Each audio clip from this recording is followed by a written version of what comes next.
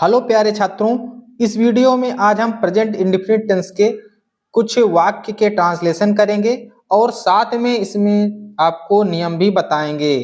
तो चलिए स्टार्ट करते हैं। पहले हम आपको सकारात्मक वाक्य सिखाएंगे, फिर नकारात्मक और फिर उसके बाद प्रश्नवाचक और फिर उसके बाद जो प्रश्नवाचक में दो टाइप होते हैं दोनों बताएंगे। तो चलिए पहला स्टार्ट करते हैं। सकारात्मक वाक्य।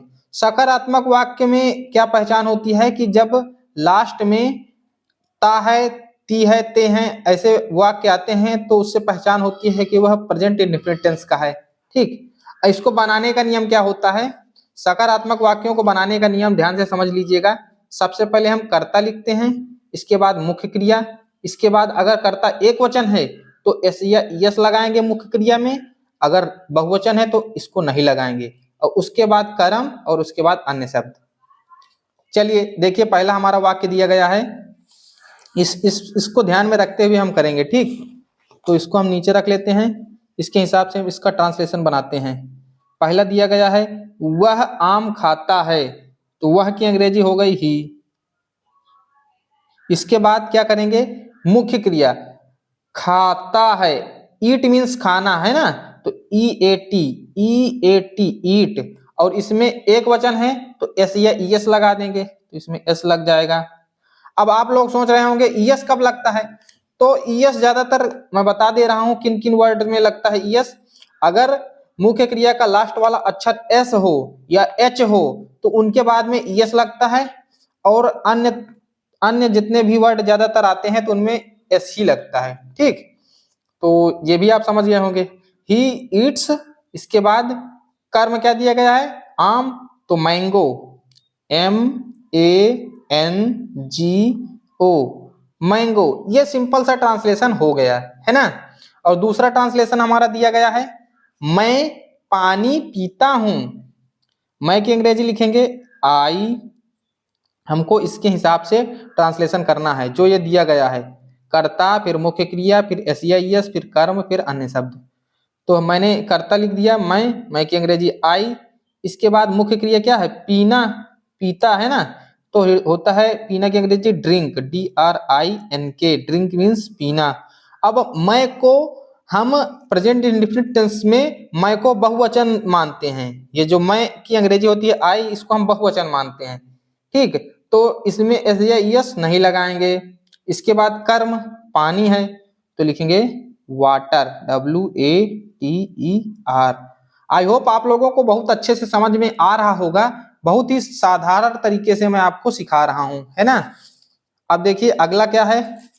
अगला हमारा वाक्य दिया गया है तुम रोज स्कूल जाते हो। ये ट्रांसलेशन दिया गया है, तुम रोज स्कूल जाते हो, तो हम इसके हिसाब से करेंगे। ये जो हमने आपको लिख के दिया है इसी के हिसाब से करेंगे। तो सबसे पहले कर्ता लिखेंगे यू मीन्स तुम। इसके बाद मुख्य क्रिया क्या लिखी गई है? जाना, तो जाना की अंग्रेजी गो, और तुम बहुवचन है तो इसमें एस या ईएस नहीं लगाएंगे, इसमें एस या ईएस नहीं लगाएंगे। इसके बाद क्या लिखेंगे? कर्म, कर्म क्या है? स्कूल, तो स्कूल की अंग्रेजी लिख देंगे SCHOOL, स्कूल। अब देखिए गो अपने साथ जो है एक प्रीपोजिशन लेके चला करता है। जब एक जगह से दूसरे जगह जाते हैं तो टू प्रीपोजिशन का प्रयोग करते हैं, तो ये गो के बाद ज्यादातर इसको लगाया जाता है। यू गो टू स्कूल, और रोज की अंग्रेजी होती है डेली, DAILY। ये इसका ट्रांसलेशन हो गया। अगला दिया गया है वह खाना पकाती है, तो हमने जो ये नियम बताया है इसी के हिसाब से आपको करना है। तो वह की अंग्रेजी होती है CSHEC, है ना, सी, और पकाना की अंग्रेजी होती है कुक, COOK। सी एक वचन है तो इसमें एस लग जाएगा, सी कुक्स, और खाना की अंग्रेजी होती है फूड, FOOD। ये इसका ट्रांसलेशन हो गया। अब हम क्या करते हैं, अगर यही वाक्य नकारात्मक दे दिए जाएं, जैसे वह आम नहीं खाता है, मैं पानी नहीं पीता हूं, तो इनको कैसे ट्रांसलेट करते हैं इसका भी हम आपको नियम बता दे रहे हैं। तो इसमें पहले हम नियम बता देते हैं। देखिए नकारात्मक वाक्यों को बनाने के लिए क्या करते हैं, सबसे पहले हम कर्ता लिखते हैं, फिर उसके बाद डू या डज लिखते हैं। अगर कर्ता बहुवचन है तो डू लिखते हैं, अगर एक वचन है तो डज लिखते हैं। इसके बाद नॉट लगाते हैं, इसके बाद मुख्य क्रिया और फिर इसके बाद कर्म और फिर उसके बाद अन्य शब्द। इसमें क्या बदल जाता है कि सहायक क्रिया का प्रयोग होता है डू या डज का, जबकि सिंपल सेंटेंस में इसमें जो है कहीं पर सहायक क्रिया का प्रयोग नहीं होता था, हम मुख्य क्रिया में ही एस या ईएस लगा देते थे, है ना। तो चलिए इसको हम देखते हैं। वह आम नहीं खाता है तो लिखेंगे he does not eat mango. इसी के हिसाब से हमने बनाया है, पहले कर्ता लिख दिए, फिर डू या डज, इसके बाद नॉट और इसके बाद मुख्य क्रिया होती है खाना तो ईट, और कर्म क्या दिया गया है, मैंगो, है ना। बहुत ही आसान तरीके से आप लोग भी इसका ट्रांसलेशन बना सकते हैं।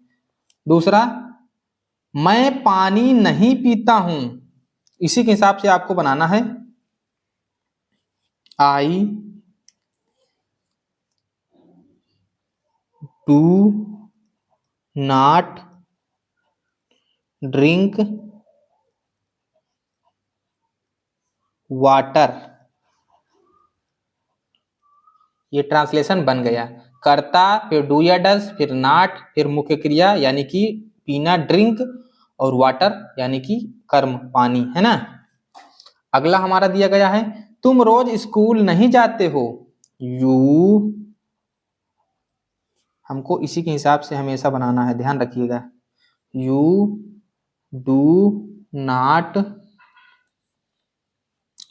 गो टू स्कूल। और इसके बाद हमारा जो अन्य शब्द बचा वो रोज की अंग्रेजी बची, डेली, DAILY। आप लोग सेंटेंस को बड़ा देख के डरा ना करें कि हमारा सेंटेंस बहुत बड़ा है, हमको समझ में नहीं आएगा या फिर हम नहीं कर पाएंगे।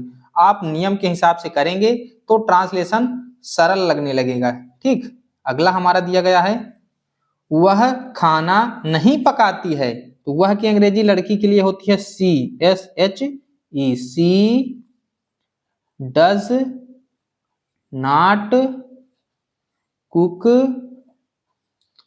फूड। अब हम लोग क्या किए हैं, इसमें सहायक क्रिया का प्रयोग कर दिए हैं, इसलिए हम मुख्य क्रिया में SEIS नहीं लगाते हैं, है ना। तो नियम के हिसाब से हमने कर दिया है। तो ये हमारा ट्रांसलेशन देखिए सिंपल का हो गया, निगेटिव का हो गया। अब हम प्रश्नवाचक वाक्य बताने वाले हैं। तो प्रश्नवाचक वाक्यों में दो प्रकार के प्रश्नवाचक वाक्य होते हैं। एक प्रकार वो आता है जिसमें शुरुआत में क्या लगा होता है, और दूसरा वो आता है जिसमें बीच में वाक्य में कहीं पर प्रश्नवाचक शब्द आ जाता है, ठीक। तो पहले हम सीखते हैं क्या शुरुआत में जिसमें रहता है क्या, उसको कैसे बनाते हैं। तो उसके लिए नियम होता है, सबसे पहले सहायक क्रिया डू या डज, यहाँ पर डू या डज लिखेंगे, फिर इसके बाद कर्ता और उसके बाद मुख्य क्रिया और इसके बाद कर्म, फिर उसके बाद अन्य शब्द। ये नियम हो गया, ठीक। तो इसके हिसाब से हम बनाते हैं, क्या वह हिंदी बोलता है। तो देखिए कर्ता एक वचन है तो इसके साथ हम लिखेंगे डज, और इसके बाद कर्म, वो कर्ता, कर्ता कौन है, ही। इसके बाद मुख्य क्रिया बोलना, स्पीक, और इसके बाद कर्म क्या बचा, Hindi, Hindi, does he speak Hindi. और आप लोग इसको जरूर ध्यान में रखें, प्रश्नवाचक चिन्ह जरूर लगाना है, अगर इसमें लगा है तो नीचे भी लगाना है। क्या तुम हर दिन स्कूल जाते हो। Do you go to school, और हर दिन या रोज की अंग्रेजी होती है डेली, और बाद में प्रश्नवाचक चिन्ह। Do you go to school daily, इसी के हिसाब से आपको करना है, कभी भी आप ट्रांसलेशन में गलत नहीं करेंगे। क्या मैं खाना खाता हूं। Do I eat food. क्या वह किताब पढ़ती है। Does she read book. अब देखिए सी क्यों लगा, क्योंकि यहां से हमको पता चल रहा है कि वह शब्द जो है वो स्त्रीलिंग है ना। तो क्रियाओं से भी पता चल जाता है कि हमारा जो कर्ता है वो पुल्लिंग है या स्त्रीलिंग है। अब हम आते हैं जो होता है टाइप 2 प्रश्नवाचक शब्द जो बीच में आते हैं उसमें क्या करते हैं, यही नियम रहता है। उसमें क्या जुड़ जाता है, आप लोग ध्यान से देखिएगा। यहाँ पर उस प्रश्नवाचक शब्द की अंग्रेजी शुरू में लिख देते हैं, क्वेश्चन वर्ड की अंग्रेजी शुरू में लिख देते हैं, और शेष नियम उसी प्रकार रहता है। जैसे तुम कहाँ रहते हो, तो सबसे पहले हम उस प्रश्नवाचक शब्द की अंग्रेजी लिखेंगे। कहाँ की अंग्रेजी क्या हो जाएगी, व्हेयर, WHERE, व्हेयर। इसके बाद सेम नियम उसी प्रकार चलेगा। डू या डज, तो कर्ता के हिसाब से लगेगा डू, और इसके बाद कर्ता यू, और इसके बाद मुख्य क्रिया लिव, LIVE, लिव मीन्स रहना। और देखिए इसमें कर्म नहीं है तो हम इसको यहीं पर ये प्रश्नवाचक चिन्ह से बना देंगे। वह कब विद्यालय जाता है, तो लिखेंगे कब की अंग्रेजी WHEN, व्हेन। आप लोग यहां देखिए सबसे पहले हमने क्या लिख दिया, क्वेश्चन वर्ड की अंग्रेजी, कब की अंग्रेजी हो गई व्हेन। और इसके बाद डू या डज, तो लगेगा डज, क्यों, क्योंकि कर्ता एक वचन है। इसके बाद कर्ता ही मीन्स वह। इसके बाद मुख्य क्रिया जाना, गो, और गो के बाद हमने बताया था प्रीपोजिशन टू आती है, और विद्यालय की अंग्रेजी होती है स्कूल, SCHOOL, स्कूल मीन्स विद्यालय। ये हमारा ट्रांसलेशन बन गया। हम पुस्तक क्यों पढ़ते हैं, तो इसके लिए हम क्या लिखेंगे, क्योंकि अंग्रेजी वाई,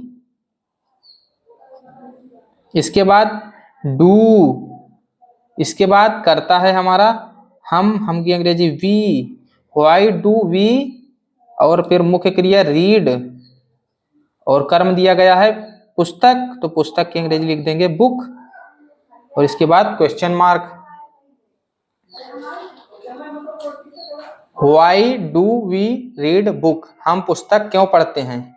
अब देखिए अगर आपसे कहीं पर कह दिया जाए कि कोई वाक्य प्रश्नवाचक हो और उसके साथ साथ नकारात्मक हो तो कैसे बनाएंगे, तो याद रखिएगा हमारा कर्ता के तुरंत बाद नॉट लगा देना है। यहाँ पर कर्ता के बाद, जैसे हमने दो वाक्य ले लिए हैं, श्याम घर क्यों नहीं जाता है, मैं क्यों नहीं पढ़ता हूं, है, तो पहला हम बनाएंगे क्यों नहीं जाता है, व्हाई डज